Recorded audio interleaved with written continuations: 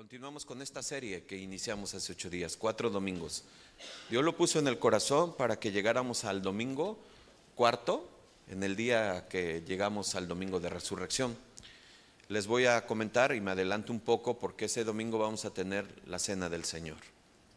Preparemos nuestros corazones, nuestras vidas. Ya vamos a aprender acerca de eso. Y dentro de la lectura que hemos hecho y de lo que hacemos cotidianamente, espero que así sea cada uno, y sobre todo en los evangelios, tú puedes identificar no sé cuántos puntos resaltantes de lo que sucedió mientras Jesús estuvo aquí en la tierra. Muchos. No hay nada que esté de más, no hay nada que esté por casualidad, no hay nada que no tenga información o no hay nada que no tenga un propósito en lo que se lee. Por cuestión de tiempo no leo los 4 evangelios en esta parte, pero es impresionante, cada uno da una parte, una porción, lo que él vio, lo que él escuchó, lo que él atestiguó. Entonces, cada una de esas partes de la Escritura nos enriquece nuestro conocimiento, nos amplía un poco de lo mucho que él pasó aquí en esta tierra y nos da seguridad y certeza de que nuestro Jesús, nuestro Señor, nos ama. Así es que yo sé, y se los quería decir desde ahorita, el año próximo vamos a abarcar más con otros aspectos que Dios me ha mostrado. Porque si bien hoy no atendemos por completo ni de lleno lo que es el arresto, porque nos llevaríamos una semana completita de estar, una semana no sé cuántas horas, y por decirlo así, y todavía nos faltaría. Solamente lo que estamos tratando de hacer es lo que Dios me da para que el pueblo se edifique y que comprendamos que no es una Semana Santa, es una vida santa. No es nada más dejar, y lo digo con todo el respeto, por favor, amados hermanos, por favor, se los digo con todo el amor, porque de ahí vengo y de ahí venimos todos. No es dejar de comer carne, es dejar de andar en la carne. No se trata de eso. Eso no tiene ningún significado. No se trata de andar en la carne, y ustedes saben a lo que me refiero. Estar en Cristo cambia nuestra mente, nuestra vida, nuestros pensamientos, cambia mis impulsos, mi ser interior. Me ha transformado el Señor, me ha transformado en su imagen, me ha transformado en Él, me hace paciente, me hace amoroso, me hace perdonador. Eso es la diferencia, eso es una relación. Hay cosas que debemos de hacer y cumplir como sus mandatos, desde luego. Dios desea y Él precisamente nos ha dicho que el que le ama obedece sus mandamientos. Desde luego, la obediencia es esencial, pero tengo que ser antes de hacer. ¿Escuchaste? Porque muchas veces hago pretendiendo ya ser, y resulta que dice Isaías que esas obras que hacíamos antes son trapos de inmundicia para Él. ¿Por qué? Porque ni siquiera contaban. Porque yo lo pretendía y lo que quería mostrar era que yo era. Ya vimos esa escena, ya vimos esos 3 aspectos, esos 3 círculos del hace 8 días, cómo ellos representan el corazón de nosotros. Pero hoy vamos a ver otro rasgo de nuestro corazón. Yo quiero dar 3 puntos importantes antes de entrar a lo que es el arresto que les dije. No vamos a entrar de lleno a ver todo esto. Quiero dar 3 puntos importantes que detonan o que veo alrededor de esto. Y nos encontramos justamente previo al jueves, un día antes de la Pascua. Nos encontramos ahí, posiciónense ahí. Hace 8 días vimos Marcos 14:1 que decía 2 días antes de la Pascua. Y les pregunté, ¿qué día era? ¿Qué día era? Miércoles. Ahora nos encontramos ya en el jueves. Ya avanzamos, ya pasó el domingo de Ramos, cuando el Señor llegó y venía montadito en su burro, que era para que se cumpliese la palabra, y todo el mundo le decía, ¿cómo le gritaba? Hosana, Hosana. ¿Qué quiere decir Hosana? Sálvanos. Hosana. ¿Y cómo se enfurecieron? Ya saben, los principales sacerdotes, los escribas, los fariseos, los saduceos y todos los que vimos hace 8 días. Pero él llega al templo y es el Domingo de Ramos que le llaman, que le conocen, y llega al templo y lo reciben con un hosana, y pues claro, se enardeció todas esos tres grupos. Pero él llega y limpia el templo, ¿se acuerdan? Limpia el templo de una manera que solamente él podía hacerlo. Vamos a ver hoy 3 aspectos para llegar a lo que es el arresto, el establecimiento de la cena del Señor, el Getsemaní y el arresto. Y sabes, yo sé, hermanos, nada más con esos 3 puntos, híjole, nos llevaríamos mucho tiempo por todo lo que representa espiritualmente cada uno de estos. Pero para que lleguemos con algo de entendimiento a lo que está próximo a festejar y a celebrar el mundo, la Semana Santa. No, hermanos, es que esta es nuestra base fundamental. Si Cristo no hubiera resucitado, de en vano es nuestra fe, dice Pablo. O sea, ¿para qué estamos aquí si no hubiera resucitado? Pero para haber resucitado tuvo que haber sido muerto. Hay que identificar durante ese proceso, ese tiempo, ese lapso de esa semana que inició el domingo y termina en el viernes. El viernes es su muerte y inicia la nueva vida en el domingo, cuando Él vuelve a aparecer ante todos, vence a la muerte. Esa semana es crucial en nuestra fe.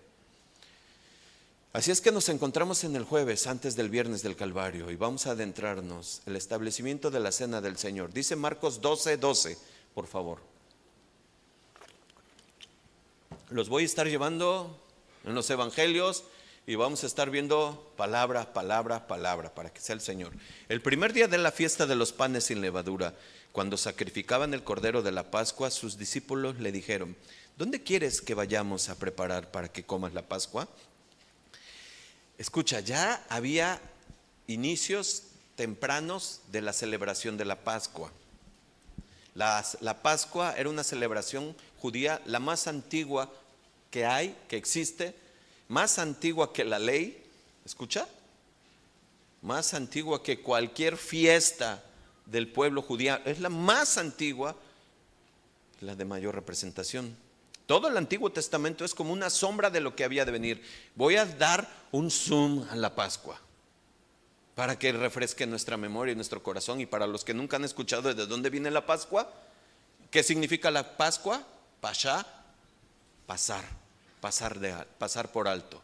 Passover en inglés está así, que pasa por alto, se pasa de frente. ¿Y a qué se refería? Vamos a ver. Por eso rápidamente voy a hacer un breve contexto de esto, y quiero poner en contexto lo que pasó ahí hace muchísimos años. El pueblo judío observaba mucho las fiestas, todas esas fiestas dadas de parte de Dios y relatadas en el Torá, en el Pentateuco, lo que se le conoce como los 5 primeros libros. Pero la más importante de todas ellas era la Pascua. La Pascua conmemoraba la salida del pueblo de Israel de la tierra de Egipto. Escucha, durante aproximadamente 400 años los israelitas habían vivido en la esclavitud. La dura servidumbre de Egipto durante esos 400 años pues era fuerte, una opresión muy fuerte. Y se dan cuenta el cumplimiento de Dios en una promesa que le había hecho al pueblo de que Él los tomaría, los libraría de esto. El patriarca José había profetizado que Dios los volvería a llevar a la tierra que un día les prometió. Él les dijo de cómo saldrían de la esclavitud e irían a la libertad. Dios efectivamente cumplió esa promesa, envió a Moisés para llevar a cabo el cometido de guiar al pueblo desde Egipto a la tierra prometida. Y esto hay mucha enseñanza ahí. Yo esto el año que viene se los voy a dar. Hay muchísima enseñanza en el Éxodo. Cómo Dios trató con Moisés, con un hombre común como tú y como yo. Cómo Dios lo guió. Un hombre manso, con temores como tú y como yo, con debilidades, limitaciones como tú y como yo. Pero Dios le dijo: yo soy el que va a hablar, yo soy el que te va a guiar, yo soy el que va a hacer. Y es Dios quien ha hecho todo esto. Amén. La noche en la que iba a salir de la tierra de Egipto, Dios iba a herir poderosamente a la tierra. Esa noche iban a morir. ¿Quiénes iban a morir? Los primogénitos, eso. En cada casa iba a haber muerte, sí o sí. En casa de los egipcios, su primogénito. Y en casa de los israelitas, Dios dio instrucciones de lo que debían de hacer, porque también iba a haber muerte ahí. Pero iba a haber un sustituto. Escucha, Éxodo 12, versículo 1. ¿Tienen tiempo, hermanos? ¿Quieren aprender? Eso venimos, ¿verdad? Éxodo 12, 1. Habló Jehová a Moisés y a Aarón en la tierra de Egipto, diciendo: este mes os será el principio de los meses para vosotros, será el primero de los meses del año. El animal será sin defecto, macho de un año, lo tomaréis de las ovejas o de las cabras. Versículo 7. Y tomarán de la sangre y lo pondrán en 2 postes y en el dintel de las casas que lo han de comer. Ya ahí está una muerte, ¿se dan cuenta? Y aquella noche comerán de la carne asada de fuego y de los panes sin levadura, con hierbas amargas lo comerán. Recuerden que estamos en el primer punto. ¿Cuál es? El establecimiento de la cena del Señor. Esto es importante, hay un precedente. ¿Por qué? Porque Jesús, van a ver lo que hace Jesús. Cambia totalmente, le da un giro totalmente, le da entendimiento a lo espiritual, a lo que había anunciado muchos siglos antes. Versículos 12, pues yo pasaré por aquella noche por la tierra de Egipto, está diciendo el Señor, y heriré a todo primogénito en la tierra de Egipto, así de los hombres como de las bestias, y ejecutaré mis juicios en todos los dioses de Egipto. ¿Yo quién? Jehová. Versículo 13, y la sangre os será, ¿por qué? Por señal en las casas donde vosotros estéis, y veréis la sangre y pasaré de vosotros, y no habrá en vosotros plaga de mortandad cuando hiera la tierra de Egipto. Y este día os será en memoria, y lo celebraréis como fiesta, ¿qué? Solemne para Jehová. ¿Durante cuánto? Vuestras generaciones por estatuto perpetuo lo celebrarán. Para ellos, para el pueblo israelita, a partir de ese momento, ese mes iba a dar inicio el año. Debían coger un cordero, tomar un cordero sin defecto, sacrificarlo y con su sangre marcar los dinteles. ¿Qué son los dinteles? Los postes, ¿sale? Los dinteles de la puerta en donde comerían la Pascua. Pashá, en hebreo, pasar por alto. A su vez también debían asar la carne del cordero al fuego, preparar panes sin levadura, hierbas amargas, y se comía en familia. Todos estos detalles tendrían su perfecto cumplimiento en nuestro Señor Jesucristo. Él fue nuestro cordero sin defecto. Él fue sacrificado, Él fue suficiente para todos y Él sufrió el castigo por todos. No voy a entrar de lleno al Éxodo, solo es un repaso. De aquí un año, si Dios quiere. ¿Van a estar de aquí un año? Amén. Bueno, eso esperamos, ¿verdad? Si Dios quiere, ¿verdad? Ese amén fue por fe. Gracias a Dios. Gracias a Dios. Dios libró de su ira, Dios los libró de la ira de su ira, perdón. Los libró de la muerte. Pero debemos de entender algo. Hubo sangre y hubo un cordero muerto. En todas las casas habría muerte, en la de los egipcios, pues el primogénito. Tú y yo sabemos y conocemos. ¿Te imaginas ese llanto esa noche? ¿Te imaginas el dolor tan intenso, tan inmenso? En todos lados había muerte, y en todos, y con los israelitas también, pero era por parte de un cordero que representaba una sustitución. Al señalar con la sangre de ese cordero muerto los dinteles de la puerta, no pasaba el ángel de la muerte sobre esa casa, pasaba por alto. Desde entonces la sangre y el cordero adquirieron un sentido nuevo y redentor. Desde entonces la festividad de la Pascua que Dios mandó a guardar desde entonces, pues trae a memoria y trae a recuerdo la redención pasada. Pero escucha, el día que Jesús llegó a esta tierra y que se encuentra con sus discípulos y que da instrucciones dónde celebrar la Pascua, le va a dar un giro por completo a todo eso y le va a dar entendimiento. Lo que aconteció esa noche marcó la culminación y el cumplimiento de las anteriores Pascuas. Esa noche de Jesús, Él fue el verdadero cumplimiento de ese significado Y todo apuntaba, todo desde el Antiguo Testamento, desde ese Éxodo 12, apuntaba a la única, a la gran y a la mejor Pascua de todas, que era Jesús. Marcos 14, versículos 13 al 15. Y envió a 2 de sus discípulos y les dijo: id a la ciudad y os saldrá al encuentro un hombre que lleva un cántaro de agua. Seguidle, y donde entrare, decid al señor de la casa: el maestro dice, ¿dónde está el aposento donde he de comer la Pascua con mis discípulos? Y él les mostrará un gran aposento alto, ya dispuesto, preparad para nosotros allí. En ese momento que Jesús está dando esas instrucciones a sus discípulos, hay grupos reunidos confabulando el complot. ¿Se acuerdan? Hay grupos que están ahí reunidos, que están maquinando perfectamente, de manera muy precisa, la muerte del Señor. Esos grupos pensaban que ellos tenían en sus manos, en sus tiempos, la muerte del Señor. Pero no es así. Era en los tiempos de Dios, y no era que ellos lo mataran, como Jesús mismo lo dijo: yo doy mi vida. No, ellos terminan con la mía. Y vamos a entrar por completo a la última cena, solamente de manera muy somera, no la vamos a explicar. Ya hemos sido enseñados de eso.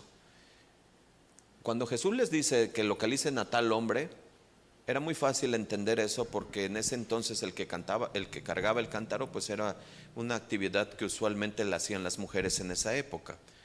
Pero te quiero decir algo, porque muchas veces en nuestra mente finita aquí, terrenal, llega nuestro pensamiento: pues es que Jesús, yo no creo que haya sufrido lo que sufrió. Pues si Jesús era Dios, si Jesús demostró su poder de conocer lo que venía, lo que a él se anticipaba de las cosas, pues estoy seguro que él pudo hacer algo como para no sentir el dolor miren, esos pensamientos pues son satánicos, para empezar. 2, es desconocimiento, porque para empezar, Jesús conocía la ley por completo. ¿Estás de acuerdo o no? Él era maestro, él enseñaba desde los 12 años en la sinagoga. Él conocía cada cosa, él conocía cada señal, él sabía las profecías, él sabía lo que iba a pasar. Por eso él conocía a Zacarías, él conocía a Isaías, él sabía que había de morir. Pero en cosas como estas, solo me estoy deteniendo un poco para que alumbre nuestro corazón el entendimiento. El Señor, para empezar a hacer su ministerio, ¿se acuerdan que primero fue qué? Bautizado. Y cuando fue bautizado, dice la Escritura que ¿quién descendió? ¿Sobre quién? Tú y yo ya estudiamos 1 Corintios 12 y vimos los dones del Espíritu. ¿Tú crees que Jesús no tenía los dones del Espíritu? ¿1 o 2? ¿Cómo actuaba Jesús? Acuérdate que esto es para el entendimiento, se los estoy dando para alumbramiento. Acuérdate que dice Filipenses 2 que él se despojó. ¿De qué se despojó? Sin dejar de ser Dios. Yo sé que esto y huele a cable quemado. Sí, pues ¿cómo? Se despojó de lo que era Dios, pero se hizo hombre, sin dejar de ser Dios. ¿Cómo? No sé, algún día lo sabremos, tranquilos. Sí. Pero él no usó su poder ahí, lo que usaba eran los dones del Espíritu. ¿Se entiende? Pues claro que lo sabía. Él era santo, estaba en santidad, estaba en comunión con Dios, estaba en oración, estaba ahí. Claro. ¿Se entiende? Bueno, pues vamos a adentrarnos un poco. Así es que cuando llegamos a esta parte de la cena, que es hermoso, es importante que nosotros tengamos que impregnarnos de lo que Dios quería impregnar a sus discípulos en ese momento. Porque lo que Dios va a mostrar y a ilustrar con una enseñanza que se grabaría sin lugar a dudas en ellos, que después lo entenderían, porque no lo entendieron en ese momento, como muchos de nosotros a veces no entendemos lo que Dios está haciendo, lo entendemos hasta después. Por eso muchas veces, eras tú, Señor. Eras tú el que, sí, eras tú lo que estaba. No me di cuenta y tú ya me habías dicho, Señor, y tú estabas sobre. Y así pasa, hermanos. Los discípulos eran hombres como tú y como yo. Lucas 22, 24. Porque fíjense cómo muestra la humanidad, la carnalidad de los discípulos en el momento de la institución de la Santa Cena. ¿Qué hubo ahí? Una disputa. ¿Por qué? Porque ¿quién era el mayor? ¿Quién es el mayor, Señor? Dilo de una vez. Yo, Pedro. Yo, Juan. Dice 24, hubo también entre ellos una disputa sobre quién de ellos sería el mayor. Pero él les dijo, los reyes de las naciones se enseñorean de ellas, y los que sobre ellas tienen autoridad son llamados bienhechores. Mas no así vosotros, sino sea el mayor entre vosotros como el más joven, y el que dirige como el que sirve. Porque ¿cuál es el mayor? ¿El que se sienta a la mesa o el que sirve? No, no es el que se sienta a la mesa, mas yo estoy entre vosotros como el que sirve. Pero vosotros sois los que habéis permanecido conmigo en mis pruebas. Yo pues os asigno un reino como mi Padre me lo asignó a mí, para que comáis y bebáis en mi mesa, en mi reino, y os sentéis en tronos juzgando a las 12 tribus. Leí otra versión, ¿verdad? Pero ¿sabes qué es lo que Jesús les dijo? ¿Quién es el mayor? ¿Quién? El que se hace servidor, el humilde, el que sirve. Y nosotros decimos siempre unas palabras aquí, entre más alto, más pies lavas. Tenemos que servir, hermanos. Nosotros no venimos a ser servidos. Nuestro maestro es el ejemplo de esto. Hubo una disputa en el momento de la cena, por eso me detuve un poco para ver la carnalidad de los discípulos, y eso nos sucede a todos nosotros, a todos, Aquí estamos identificando rasgos del corazón de quiénes somos. No señalemos a ellos. Recuerda que la Biblia fue hecha para nuestro aprendizaje, porque esto es un espejo de nosotros, porque en nuestro corazón siempre hay cosas como estas ya son aplicaciones prácticas. Pero es que yo hago esto, es que yo el otro, es que yo esto, yo hice por esto y yo no, eso ya no es por obras. Ya no. Si lo hiciste, pues para Dios. ¿Estamos de acuerdo? Marcos 14, 17. Y cuando llegó la noche, vino él con los 12. Y cuando se sentaron a la mesa, mientras comían, dijo Jesús, de cierto os digo que uno de vosotros que come conmigo, ¿qué dice? Me va a entregar. Versículo 19. Entonces ellos comenzaron a entristecerse y a decirse uno por uno, ¿cómo dice? ¿Seré yo? Ahora, fíjense, ahora me detengo. Es que hay mucho que aprender de todo esto. Se los dije, nada está de más. Vean, sí, tenían errores, sí, eran imperfectos, sí, pero tenían algo bien, una característica muy esencial, humildad. En ese momento, ellos no dicen, seguramente eres tú. Te conozco, eres tú, porque no, yo, ¿cómo crees? Pues yo soy. No, ellos dicen, ¿seré yo? ¿Seré yo? Y en la traducción original habla de humildad. Es una pregunta real, sincera. ¿Seré yo, maestro? Porque se entristecieron de saber lo que el maestro les estaba diciendo, me va a traicionar. ¿Seré yo? Y a veces, ¿sabes qué pasa, hermanos? Esto es aplicación práctica. Cuando nosotros venimos a la iglesia y recibimos la palabra de Dios, siempre decimos, ¿cómo no está mi esposo? Ay, esto lo hubiera caído. ¿Cómo está mi esposa? Ah, su máquina, esta era para ella, pintadita. Este era para mi familiar, pero nunca dices, este es para mí. Y la palabra es para ti, para mí. ¿Escuchaste? Es para mí, siempre es para ti. Por eso ellos nos están enseñando este principio esencial. Tú, no pienses en el de junto, vete a ti mismo. ¿Seré yo? El versículo 20, él respondiendo les dijo, esto es uno de los 12 que moja conmigo el plato. A la verdad, el Hijo del Hombre va según está escrito de él. Mas hay de aquel hombre por quien el Hijo del Hombre es entregado. Bueno le fuera a ese hombre no haber nacido. Jesús ya había anunciado muchísimo en momentos anteriores su muerte.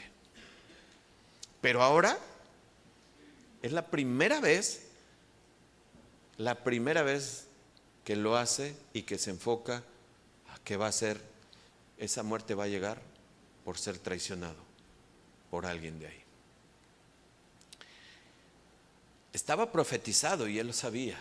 Por eso les digo, él sabía la ley, él sabía todo. Escucha el Salmo 55, versículos 12 y 14. Por aquí lo pueden leer. Dice, porque me afrentó un enemigo, lo cual, ¿qué dice? Habría soportado. ¿Sí? ¿Están ahí? Ni se alzó contra mí el que me aborrecía, porque me hubiera ocultado de él, sino tú, hombre, al parecer íntimo mío, mi guía. Y luego dice, ¿qué? Y mi familiar, que juntos comunicábamos dulcemente los secretos y andábamos en amistad. ¿En dónde? ¿No creen que eso es tremendo y eso es fuerte? Alguien con quien compartía todo, alguien con quien se decía estar con él, alguien de su cercanía. Salmo 41:9. Aún el hombre de mi paz, en quien yo confiaba, el que de mi pan comía, alzó contra mí el calcañar.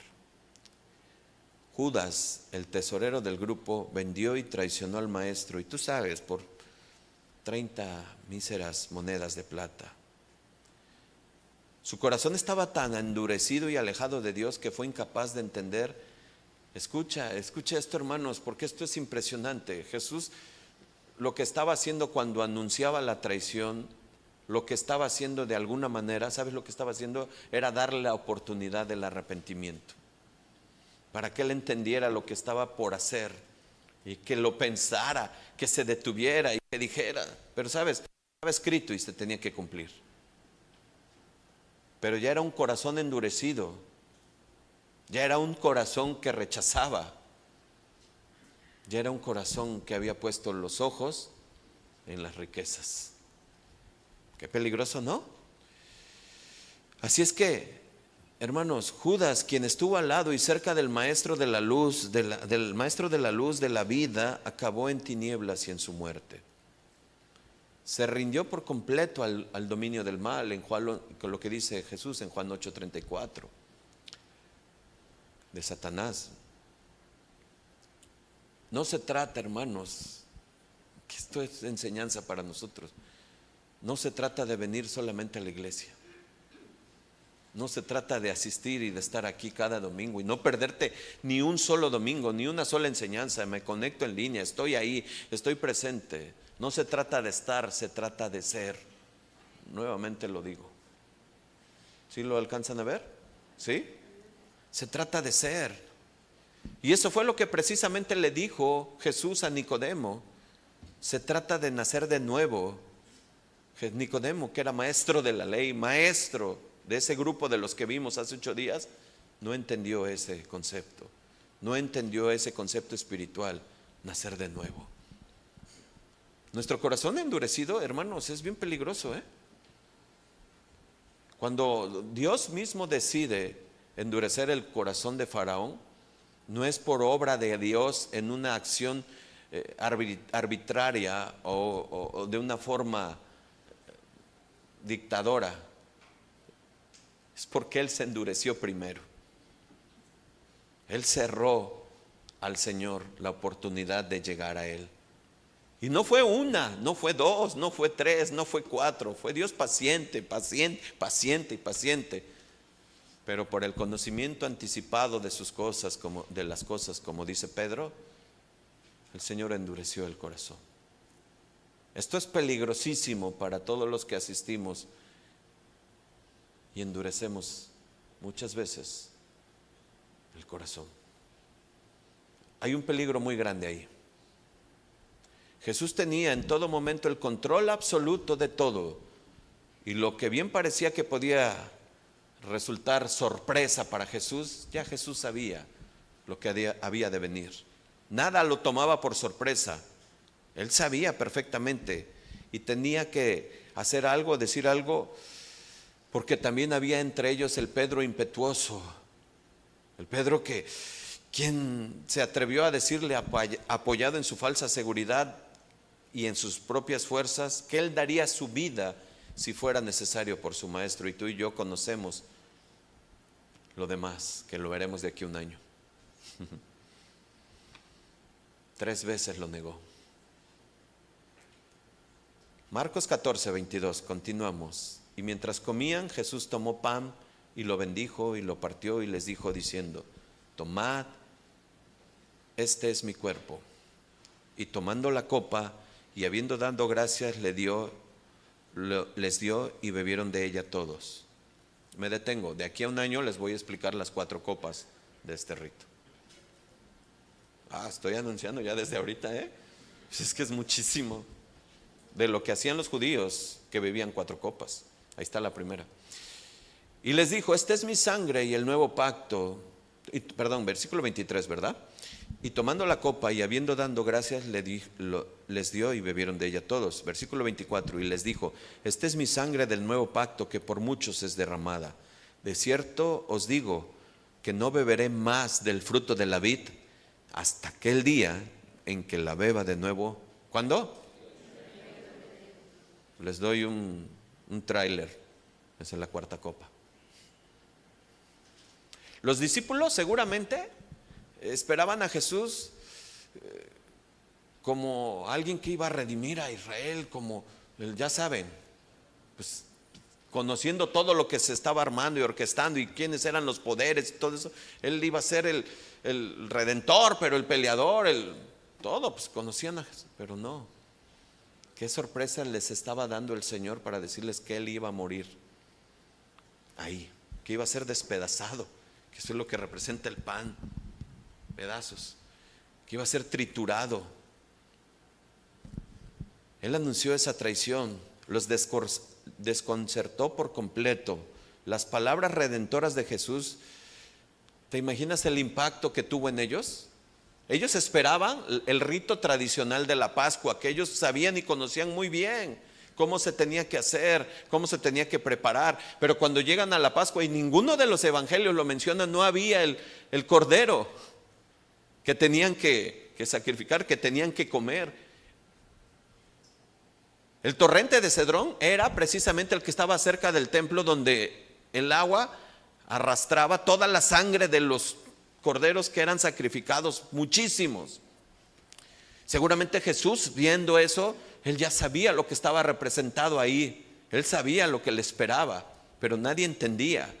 Ellos esperaban ese rito de la Pascua, del Pashá. Ellos esperaban que sucediera todo lo que se había hecho en el Éxodo 12 y por siglos y por siglos y por siglos. Cuando Él les dice: este es mi cuerpo que será entregado por vosotros, ¿cómo se quedan? Ese es el establecimiento de la cena del Señor previo a su entrega. Por eso es que Él, cuando Él da la instrucción de que cada vez que hagamos y celebremos la cena del Señor, sea en memoria de Él. ¿Te imaginas lo que tenemos que pensar tú y yo cuando hacemos la celebración de la cena? No es un acto nada más venir y este es del cuerpo. No, eso ya se va a explicar. Es entenderlo con el corazón, espiritualmente entender lo que hizo Jesús en ese día, en ese tiempo. Dice Juan 13, 27, y después del bocado, Satanás entró en él. ¿En quién? En Judas. Entonces Jesús le dijo: lo que vas a hacer, hazlo más pronto. Pero ninguno, dice el versículo 28, de los que estaban a la mesa entendió por qué le dijo esto. Porque algunos pensaban, puesto que Judas tenía la bolsa que Jesús le decía, como era tesorero, ellos se imaginaron: no, pues seguramente Jesús lo está mandando a comprar algo. ¿Qué es lo que dice? Compra lo que necesitamos para la fiesta, o que diese algo para los pobres. Versículo 30. Cuando él pues hubo tomado el bocado, luego salió y ya era de noche. Porque todos en los evangelios ustedes van a enriquecerse y van a ver que le preguntan a Jesús: ¿seré yo? ¿Seré yo? ¿Quién es, maestros? Dinos. Y Juan, que está recargado sobre su pecho, al que amaba, le dice, unos le dicen: Pedro, pregúntale que le diga a Juan, por favor. Pedro, tú sabes que a Juan sí se lo va a decir. Juan, por favor, pregúntale, tú estás ahí, dile quién es. Y fue cuando dijo ahí en Juan: al que yo le dé el bocado mojado, ese será. Pero ellos entendieron otra cosa. Como era el tesorero, pensaron que iba a salir a comprar algo, pero salió corriendo a traicionar. No lo señales a Judas, no lo juzgues, ya fue juzgado. Mejor vete en él. Vete en él, yo me veo en él. ¿Cuántas veces no negamos a Jesús en el mundo? ¿Eres cristiano? Sí. Jóvenes que en sus portales ni siquiera anuncian por les achachí. Me van a dejar de hablar, me van a señalar, pero Dios dice en Lucas que aquel que me delante de los hombres, qué bueno que se lo sabe. Ahora hay que vivirlo, hermanos. Judas nos representa en nuestros corazones caídos. ¿Cómo puedo yo traicionar a Jesús cuando traiciono a mi esposo, a mi esposa, a mi hermano, a mi hermana, a mi jefe, a mi jefa? Porque yo represento a Jesús. ¿Estamos de acuerdo? Yo represento a Jesús. Yo represento a Jesús. Entonces, cuando yo, no, a mí me la pagas, conmigo a saber. Eso es lo que me hiciste y le dices a tu jefe, es a saber. No. Y Jesús te está viendo y te dice, no, así no es. Muchos abandonan el camino del cristianismo porque se les habla la verdad y se les dice, aquí quieren venir a salir campeones, salir con el ánimo y salir pisando fuego sin que te quemes y todo lo demás, pero cuando te dices, tienes que perdonar, tienes que morir y tienes que perder, no, eso ya no me gustó. Me gustan las promesas que dice Filipenses, me gustan las promesas que dice Salmos, me gusta todo eso, pero esa parte, perdonar, ¿tú sabes que me traicionó? A Jesús lo traicionaron. Y él dijo, Padre, no le tomes en cuenta lo que están haciendo. Sí, pastor, pero eso no es así. Tú lo dices porque tú no pasas por lo que yo paso. Ciertamente no, pero Jesús pasó más. ¿Se entiende? Unos 1500 años después, ya no se encuentran en el Gosén, ahora están en un aposento alto. Escucha, pero el plan de Dios es igual: un sacrificio, un cordero y una sustitución. ¿Se entiende? Jesús, tomando el pan y el vino, dio un nuevo significado, una nueva realidad. Jesús transformó la última Pascua en la primera cena del Señor e instituyó el nuevo y mejor pacto, un pacto eterno. Cuando Él toma el pan y la copa, hermanos, trazó en diagonal desde el pasado de Egipto hasta lo que es el Gólgota.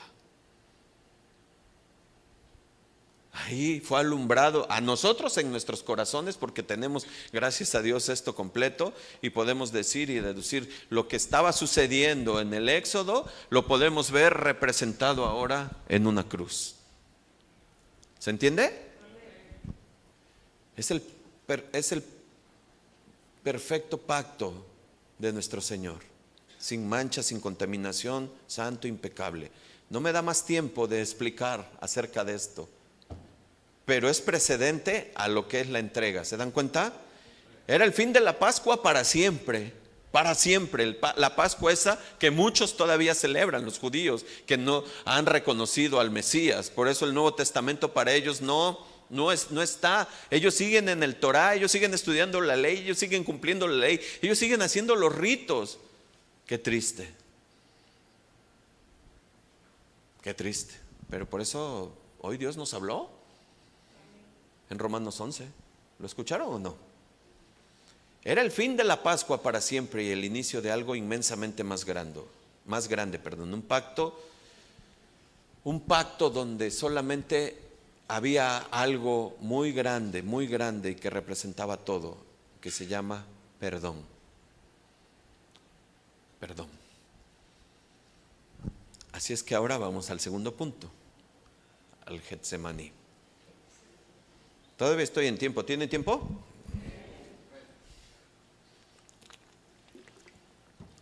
Vamos al segundo punto. Tras finalizar aquella cena en el aposento alto, salen para el monte de los olivos. Y lo hacen, ¿saben? Tú estudias y te pones a ver y lo hacen cantando los himnos del Jalei, que van ascendiendo. Cuando los judíos llegaban hacia las fiestas de la Pascua, ellos subían a Jerusalén cantando el Jalei, aleluya, aleluya, y Hosana. Esos están en los Salmos 113, 118, 136. Son himnos precisamente mesiánicos que aludían y que se referían al Cordero de la Pascua. Que no entendían, claro, pero que lo hacían. Así es que salen caminando hacia el llamado Getsemaní. No voy a explicar todo porque sé que lo sabes lo que significa Getsemaní, que la prensa de los olivos y que es el lugar donde se exprimió por todo al Señor. Ahí les espera una terrible y agónica prueba al Señor. Pues tendría que afrontar, la soledad extrema, la oscuridad del pecado y la maldad plena de la humanidad. También iba a ver la ira y la furia de Dios, la iba a sentir.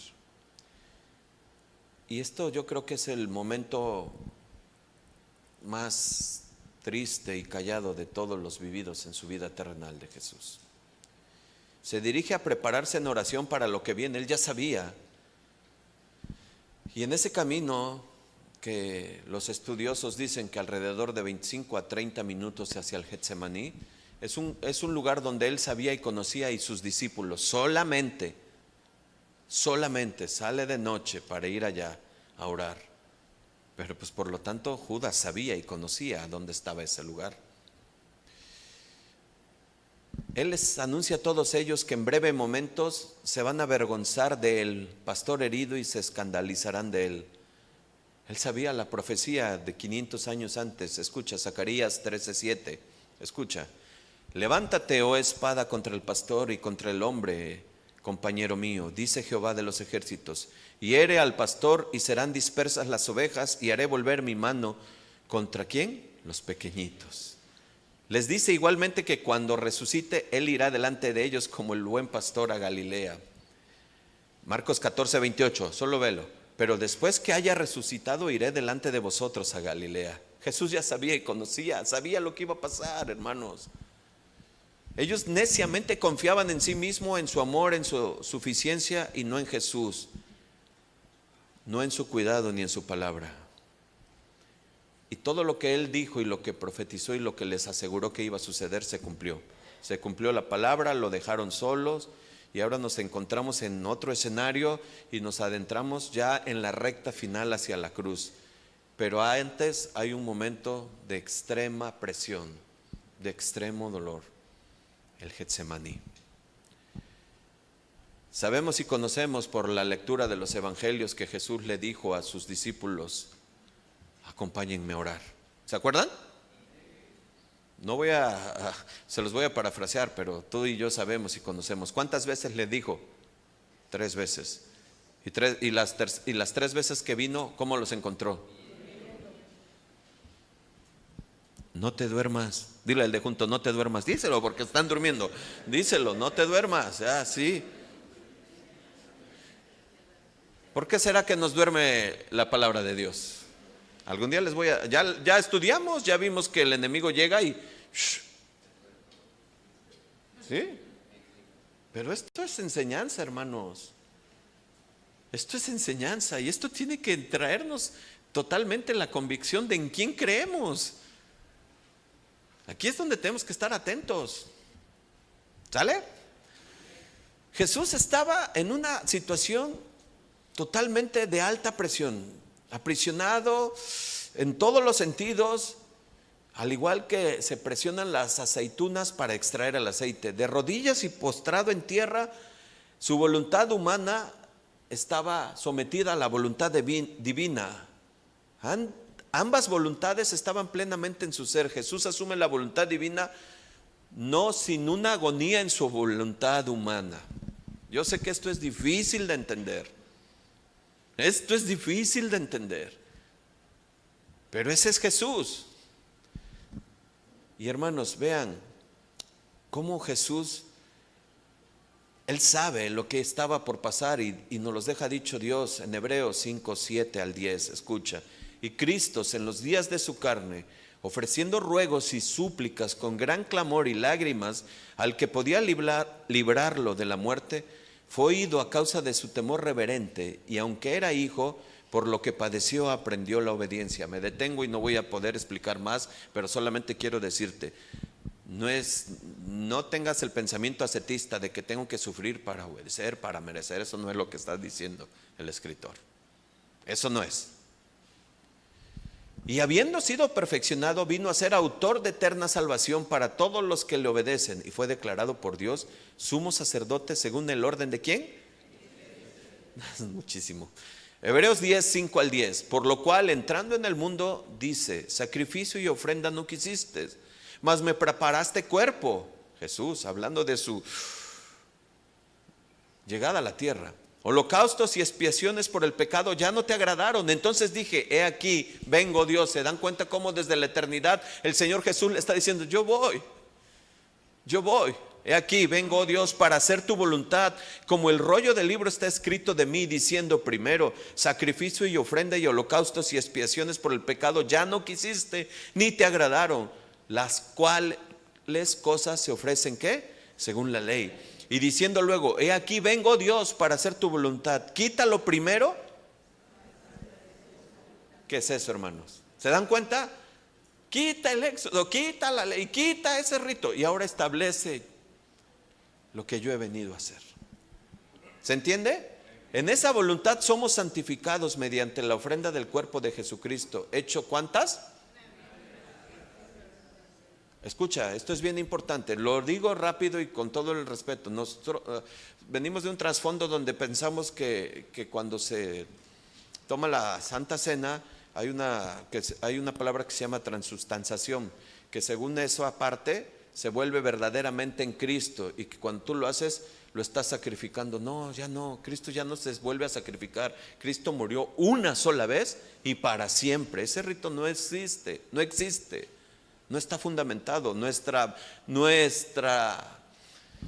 celebración de la cena es santa, es solemne, pero nosotros lo hacemos en memoria de Él y no como entendiendo que es el cuerpo de Él que estamos. Ya no. ¿Me estoy explicando? Sí, ¿verdad? ¿Sí se entiende? Así es que Jesús se encuentra en una de las copas que ya les explicaremos después. Lucas 22, 42 al 44, diciendo: Padre, si quieres, pasa de mí esta copa, pero no se haga tu voluntad sino la tuya. Acuérdate que leímos en Hebreos que fue asistido por lo que estaba padeciendo, y ahora ya vamos a entender quién lo asistió. ¿Y se le apareció quién? Un ángel del cielo, dice en Lucas 22, 42 al 44. Y se le apareció un ángel del cielo, ¿para qué?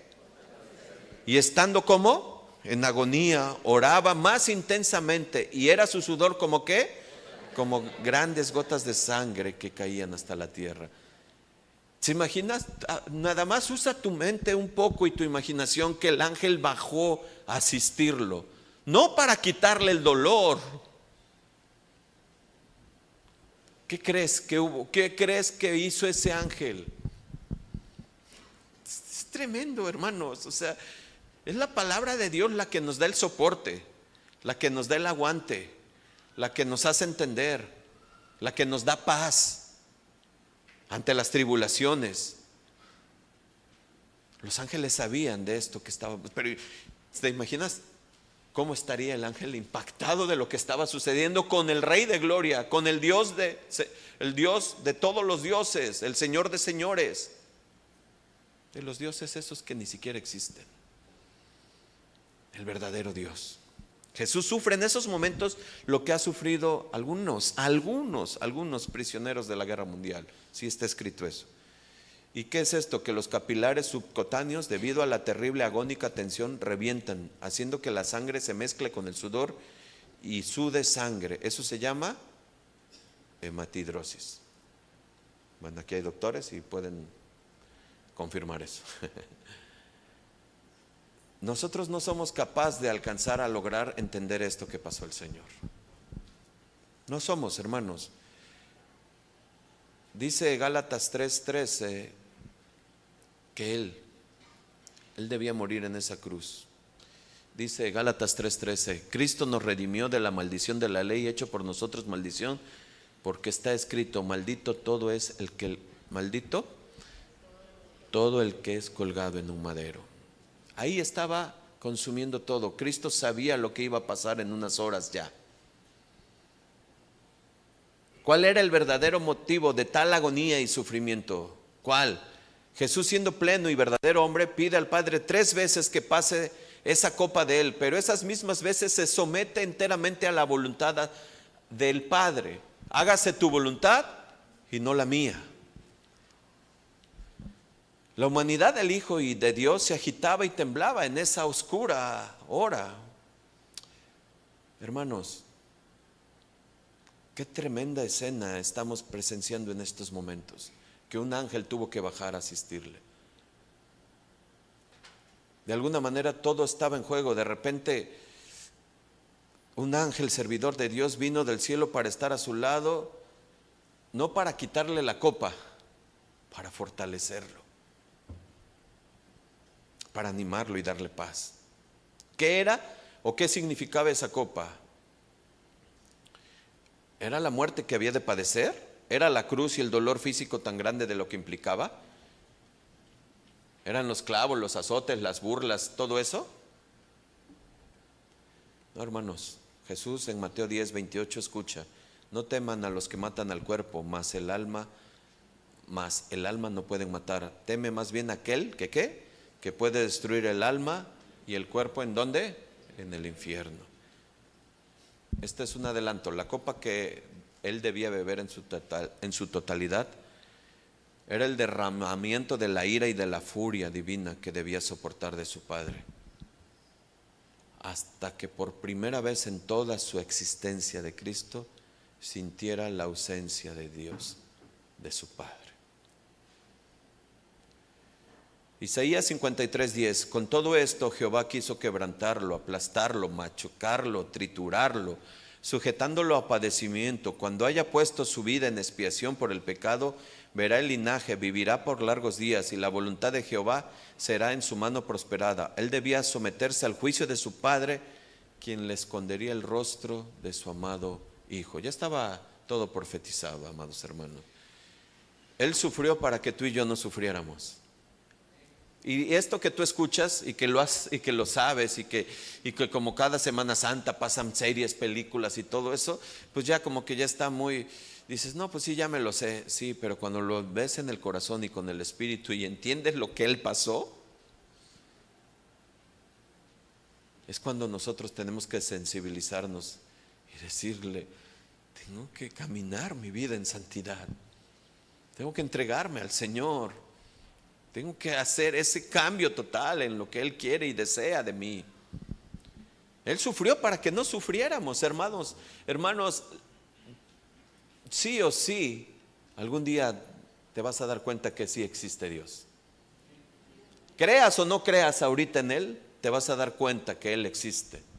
Y que Él te estaba hablando a tiempo, arrepiéntete, entrega tu vida a tiempo, para que estés ante el tribunal de Cristo y no ante el trono blanco, a tiempo.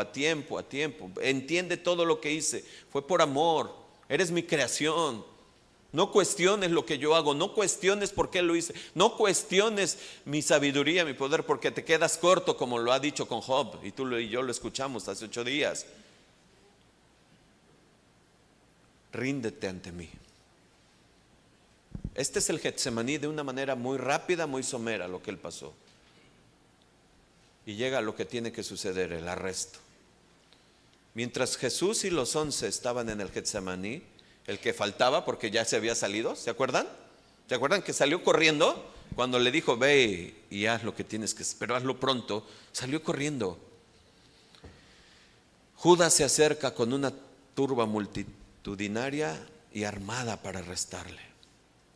Se estaba consumando la traición tan alta, algo tan orquestado por el príncipe de las tinieblas, el adversario, el calumniador, Satanás.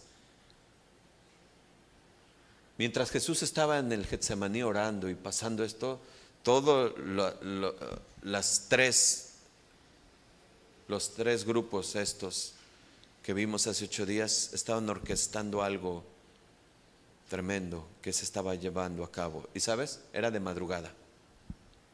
Algo que estaba prohibido para el Sanedrín juntarse.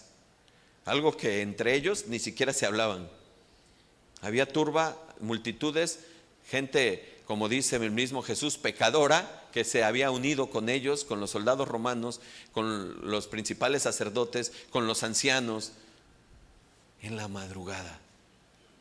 Y hace 8 días lo dijimos, todo eso se juntó para dar muerte al Señor. Mateo 26, versículo 47, perdón. Regresamos al inicio de lo que leímos. Mientras todavía hablaba, vino Judas, uno de los 12, y con él mucha gente con espadas y palos, de parte de los principales sacerdotes y de los ancianos del pueblo. Versículo 48. Y el que le entregaba les había dado señales: al que yo besare, ese prendedle. Y enseguida se acercó Jesús y dijo: salve, maestro. ¿Y qué? Y le besó.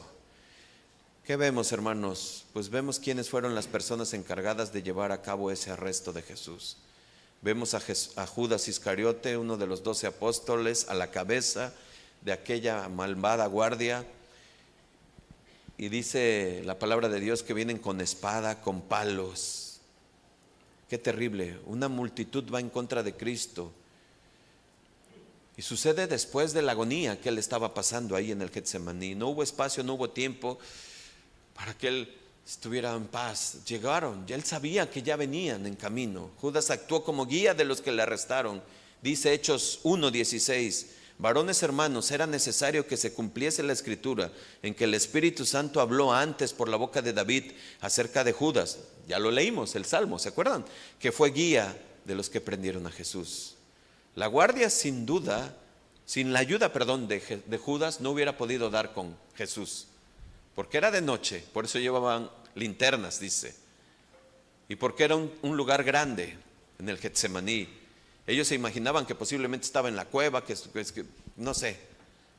Tenían que ser guiados por alguien que conocía, alguien que estaba ahí adentro. Jesús dice que iban a llegar gente pecadora. Así los llama en el versículo 45. He aquí ha llegado la hora y el Hijo del Hombre es entregado en manos de pecadores. Aunque eran opuestos de estos tres grupos, entre ellos estaban de acuerdo, hermanos. Y vemos cómo Judas lleva a cabo su traición tan grande y cumple con toda cabalidad su plan perverso. Y el versículo 48 y 49 nos lo muestra. Nos muestra algo impresionante. Lee Mateo 26, 48 y 49, por favor. Estamos ahí.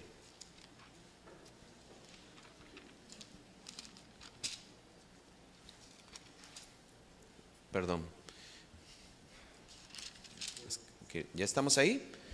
Mateo 26, 48 y 49. Y dice: y el que le entregaba les había dado señal diciendo: al que yo besare, ese es, prendedle. Y enseguida se acercó a Jesús y le dijo: salve, maestro, y le besó.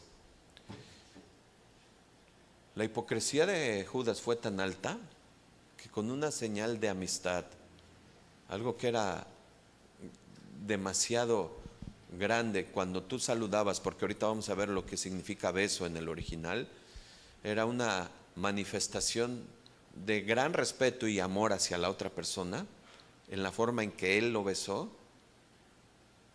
¿Cómo se une el bien para hacer el mal? Es impresionante. El beso es en griego katapileo y denota besar de corazón intensamente.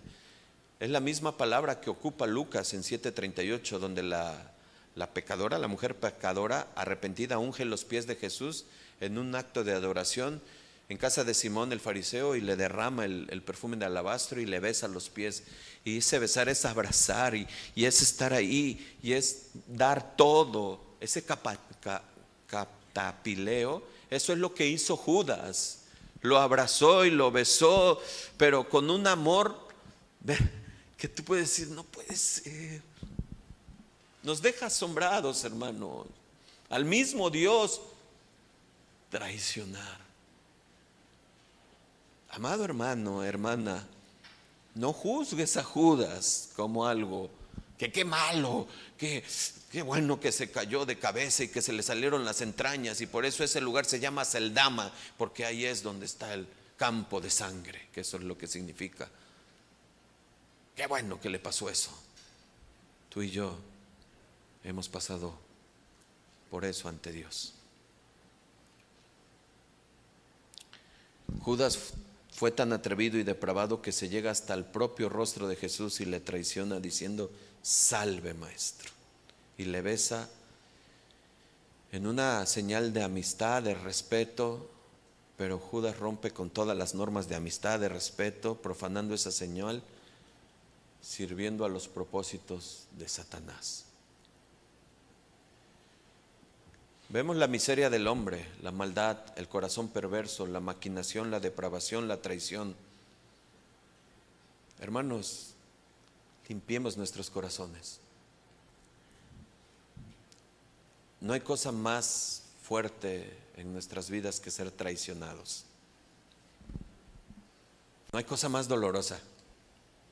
De verdad, se los digo sinceramente. Pero Jesús pasó más. Jesús fue traicionado, y de la forma más vil, más despiadada, más hipócrita. La falta de amor y respeto es señal de traición y rebeldía contra Dios y contra nuestro prójimo. Esto es lo que sucede con nosotros. Cuando tú traicionas a un hermano, a un prójimo, cuando tú hablas a sus espaldas, estás traicionando a Jesús. A Jesús. ¿No lo entiendes en Hechos? Saulo, ¿por qué me persigues? Estás traicionando a Jesús, amado hermano, hermana. Debes de tener un alto grado de respeto sobre todo hermano y hermana que tú tienes. Alto grado de respeto, porque es la representación de Jesús y Jesús murió por él, por ti y por mí. ¿Se entiende? Por eso, hermanos, esto no es un club social. Esto no es un grupo de vamos, sí se puede. No, este es el entendimiento de lo que Dios quiere hacer en ti y en mí. Una nueva mente, una nueva humanidad, una nueva persona. Pensemos muy bien cómo demostramos nuestro amor a Dios, hermano. Romanos 12:9 dice: el amor sea sin fingimiento, aborreced lo malo, seguid lo bueno. Ir en contra de esto es ir en contra de Jesús. Por eso constantemente les digo, seamos genuinos, seamos transparentes con nuestros hermanos. Y yo hoy en los servidores les decía, si nosotros entre los servidores no nos amamos verdaderamente, ¿cómo el mundo va a creer? Si Juan 17:23 dice que para que el mundo crea que yo he sido enviado, ellos se amen. ¿Cómo, hermanos? ¿Cómo me voy aquí a relacionar si yo tengo algo en contra de una persona aquí en la misma iglesia? ¿Cómo? Estoy traicionando a Jesús, a la causa de Jesús, a la obra de Jesús, a la sangre de Jesús. Tengo que tener respeto, honra, dignidad sobre el hermano, la hermana. Cualquiera, el más pequeño, el más alto, el más grande. Todos merecen el respeto, la honra y dignidad, porque son hechura de Jesús. ¿Se entiende? Vemos a Jesús su respuesta ante la presión y la traición. Versículo 50, estamos ahí en Mateo 26, versículo 50. Y Jesús le dijo: amigo, ¿a qué vienes? Entonces se acercaron y echaron mano de Jesús y le prendieron. Cuando tú entras a la traducción de amigo, y lo decía yo en la mañana, me impresiona. Jesús no habló hipócritamente. Hasta ese momento Jesús estaba dando la oportunidad de arrepentirse. Hasta ese momento Él estaba demostrando su amor, su compasión, porque Él sabía, ya le había dicho, peor le es, no hubiera nacido por lo que le espera por hacer eso. Amigo, ¿a qué vienes? ¿A qué vienes? Jesús le llama amigo, literalmente compañero, alguien que comparte el pan con otro. La actitud de Jesús nos enseña a sobrellevar la amargura bajo algunas provocaciones que muchas veces tenemos. Ese era mi hermano, pero ahora ya tengo mis reservas con él. Ay, no. Ese no es el corazón de Jesús. Ese es mi hermano. Hoy está hablando de es mi hermano, pero ha dicho es mi hermano y vete, Satanás, ya no sigas diciendo eso. ¿Se entendió? Es mi hermano. Es mi hermano. Qué tremendo esto, qué enseñanza tan más sublime que Jesús nos da, hermanos. La rudeza y la crueldad con que es aprendido el Señor, hermanos, ni siquiera es de manera que, ay, ven por favor, mira, venimos por ti, sabemos, no, lo aprendieron como ladrón, como el peor de los peores, venían con palos, con todo, como si, ¿qué les habrá dicho Judas? ¿O qué habrán ellos escuchado? El poder de Dios, seguramente, ¿qué habrán hecho? Nuestro Señor Jesús fue hecho prisionero para que tú y yo fuéramos libertados. Dice Gálatas 1:4, el cual se dio a sí mismo por nuestros pecados para librarnos del presente siglo malo, conforme a la voluntad de Dios y del Padre. Él se dio a sí mismo, hermanos. No le tomaron por sorpresa, no lo aprendieron, no le quitaron la vida, Él la dio. Él la dio. Eso es valentía, ese es amor, esa es decisión, esa es pasión. Versículo 51, Mateo 26, 51. Pero uno de los que estaba con Jesús, extendiendo la mano, sacó su espada, hiriendo a un siervo del sumo sacerdote, le quitó la oreja. Juan 18, 4 al 6. Perdón que vaya rápido, pero es para que veamos cómo lo dice Juan. Pero Jesús, sabiendo todas las cosas que le habían de sobrevenir, se adelantó y les dijo: ¿a quién buscáis? Se adelantó. ¿Y sabes una cosa? ¿Qué nos quiere decir con esto? Que Él buscaba el cuidado de sus discípulos, para no comprometerlos, para que no los aprendieran ellos, para que no les pasara nada a ellos. Él se adelantó, se puso como un líder al frente. ¿A quién buscáis? Le respondieron: a Jesús Nazareno. No puedo entrar a la desglose de Jesús Nazareno y todo lo demás. Jesús les dijo, pero esto sí, yo soy. ¿Sabes una cosa, hermano? Lo que Jesús dijo ahí, Jesús le dijo: yo soy Dios. Jesús evocó las palabras de Éxodo 3:14, cuando la zarza ardiente se presenta ante Moisés y le dijo: ¿quién es el que? Diles que yo soy, que te envía el yo soy. Ese es el Dios. ¿Y qué le pasó a esos soldados, que eran una cantidad enorme? ¿Qué le pasó? Cayeron al suelo por el poder de su palabra. Hermanos, por el poder de su palabra. Cayeron al suelo no para adorarle, sino como respuesta al pavor, consternación que sintieron ante tales palabras. ¿Te imaginas cómo lo dijo Jesús, hermano? ¿Te imaginas al león de Judá rugiendo ahí? ¿Te imaginas al león de Judá diciendo: yo soy? No fue un yo soy, fue un yo soy con autoridad, fue un yo soy con poder. Es un yo soy que te está diciendo: ahorita arrepiéntete, te estoy llamando desde hace mucho. Yo soy el que soy desde el principio y en toda la eternidad. Yo soy el alfa, el omega, el principio y el fin. Ese es el yo soy. Esa es la autoridad de Jesús, mostrando a todos, derribando a toda la guardia romana, a todos los pecadores, a todos se derribaron ahí. Amados hermanos, si Jesús hubiera querido, hubiera podido librar con una sola palabra esa batalla, esa copa. Pero te digo algo, tú y yo estábamos en sus ojos, tú y yo estábamos en su corazón. Aunque lo dudes, algún día te vas a enfrentar a Él a los ojos de fuego.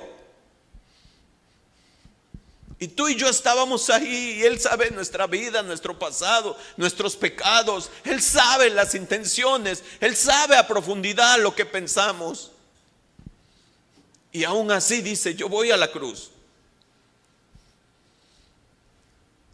Ese yo soy representa todo, amados hermanos. Fue el rugido del león antes de ser apresado. Fue el rugido del león de la tribu de Judá. Entonces Simón Pedro, Juan 18:10, que tenía una espada, la desenvainó e hirió al siervo del sumo sacerdote y le cortó la oreja derecha. Y el siervo se llamaba Malco. Jesús le dijo: Pedro, mete tu espada en la vaina. La copa que el Padre me ha dado, ¿no la he de beber?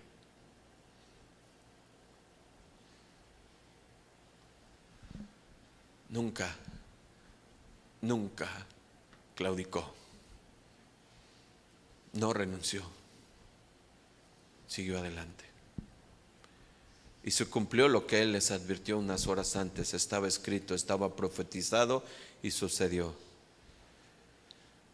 Así tenía que ser. Jesús se entregó. Y luego lo más triste, y termina el arresto. Marcos 14:50. Entonces todos los discípulos, dejándole, huyeron. ¿Te imaginas? ¿Te imaginas a Jesús ver esa escena? Arrestado, apresado, todo, y ver a lo lejos a Pedro correr, a Juan. ¿Te imaginas? La maldad del hombre es enorme. Es enorme. No tiene límites, y a veces hacemos cosas que ni te imaginas. ¿De dónde salió? ¿Por qué lo dije? ¿Por qué lo hice? Porque la maldad es enorme. El arresto de Jesús nos vino a enseñar lo que tú y yo necesitábamos o merecíamos de parte de Dios. Que vinieran a arrestarnos, porque la paga del pecado es muerte, y tendríamos que haber muerto ahí. Termino. Pásenle. ¿Se dan cuenta cómo llegamos al arresto? Teníamos que entender algunas escenas que sucedieron previo a esto, de mucha importancia. Teníamos que entender algo de lo que pasó Jesús, y no es todo. Hay mucho que ver y aprender de esto. El hombre incrédulo por su naturaleza se rebela contra Dios. Pero aquel que decide llegar a Jesús, Jesús lo libera de esas prisiones. Perdona Jesús a todo aquel que se reconcilia con Él, con un corazón contrito y humillado. Celebrar la Semana Santa como la celebra el mundo es no entender lo que hizo Jesús en esta tierra hace más de 2000 años. No se trata de hacer solamente situaciones meras externas por ritos, tradiciones. No se trata de eso. No se trata, vuelvo a decirlo, de una semana. Se trata de toda una vida santa, entregada a Él. Conocer lo que Él pasó y lo que a Él estuvo en ese momento de tanta tensión. Lo que más le preocupó a Jesús, lo que le llevó a sudar sangre, fue la ausencia del Padre. Eso fue la ausencia del Padre en ese momento. Tú y yo, amado hermano, pusimos esto con todo el honor, con todo el respeto solemne, sin que fuera un rito ni que fuera un objeto, porque sabemos que no tienen valor, para traer a nuestro corazón la representación de lo que hizo Jesús cuando tú escuchas su palabra y decir y entender. Pero hermanos, Jesús lo hizo por ti y por mí. Jesús lo hizo por amor. Ponte de pie, amado hermano, ponte de pie.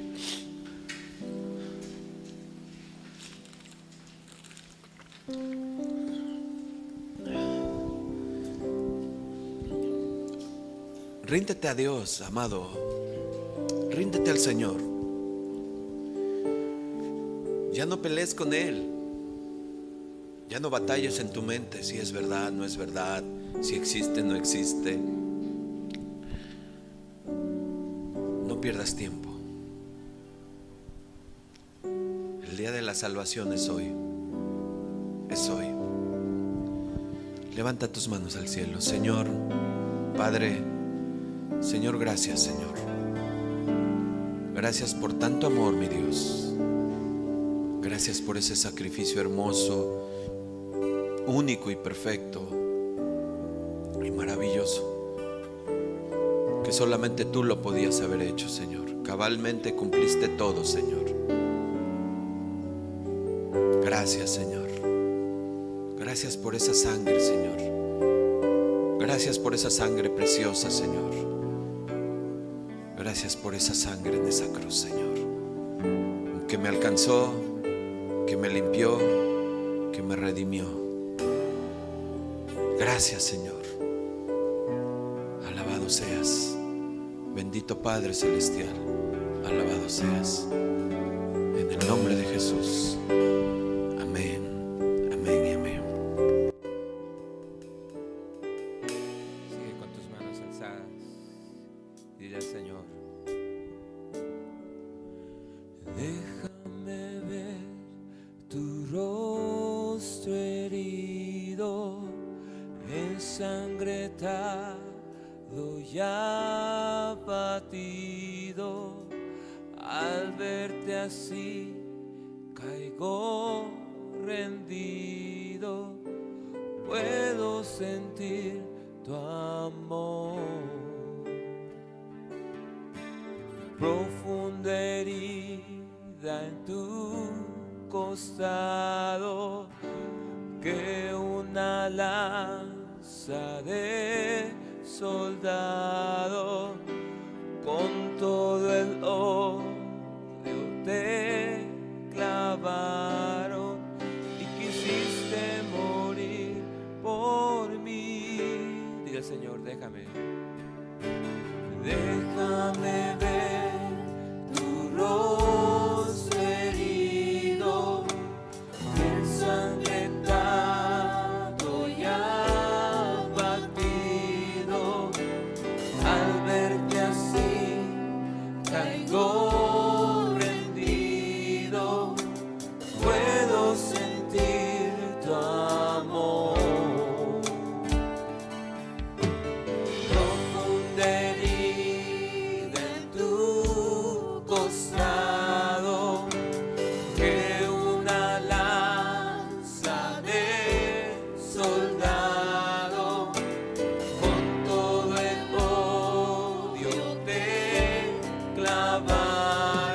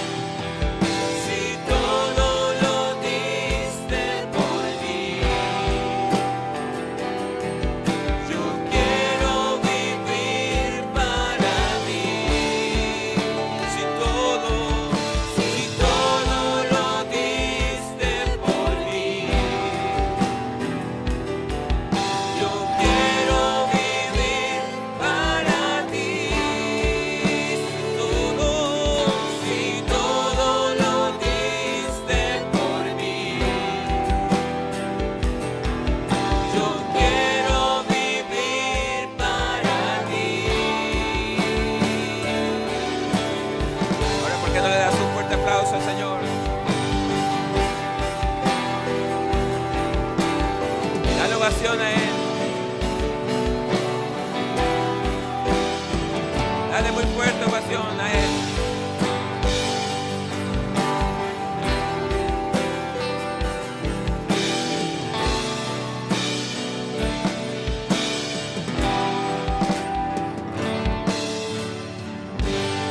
Dáselo más fuerte. Eres digno, digno de gloria y alabanza. Dáselo muy fuerte. Dáselo tan fuerte, más fuerte al Rey de Reyes y Señores, señores. Él se lo merece.